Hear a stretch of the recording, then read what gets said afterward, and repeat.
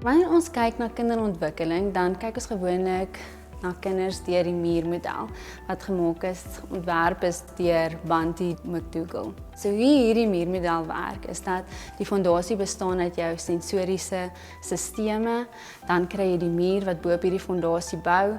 Dit is jou ontwikkelingsstene, soos wat ons dit noem. So dit begin by jou elementêre vaardighede en dan bou dit op na jou meer komplekse vaardighede. En bo op hierdie muur bou ons dan nou die dak en die dak verteenwoordig dan jou skolastiese vaardighede. So wanneer kinders na ons verwys word, gewoonlik is dit vir een van twee redes. Eerstens, omdat die fondasie wankelrig is, so dit beteken wanneer die kind sensoriese inligting ontvang, dan sukkel hulle om dit te verwerk. Die tweede rede is gewoonlik wanneer ons kyk na hulle muur, dan is daar gate in die muur. So dit beteken van hierdie vaardighede wat hulle nodig het om hulle skolastiese vaardighede te ontwikkel, het nooit ontwikkel nie. En dan is daar krake in die muur en dan kan hy nie die dak hou nie. So dit is hoekom 'n vroeë kinderontwikkelingskursus so belangrik is.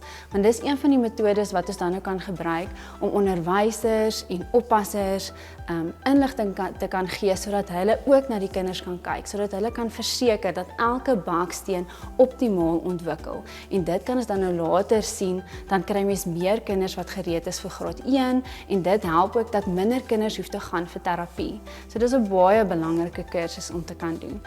Iemand wat opgelei is in vroeë kinderontwikkeling sal ook definitief 'n baie goeie aanwinst wees vir enige instansie wat fokus op kindersorg of kinderstimulasie.